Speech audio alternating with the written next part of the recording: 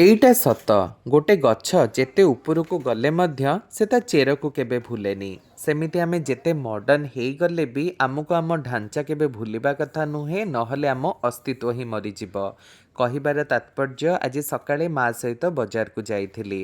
ବୁଲୁ ବୁଲୁ କିଛି ଛଚିନ୍ଦ୍ରା ନଜରରେ ପଡ଼ିଗଲା। ଆଉ ଏଇ ଛଚିନ୍ଦ୍ରାକୁ ଦେଖି ପିଲାବେଳର କିଛି ସ୍ମୃତି ମନେ ପଡ଼ିଗଲା।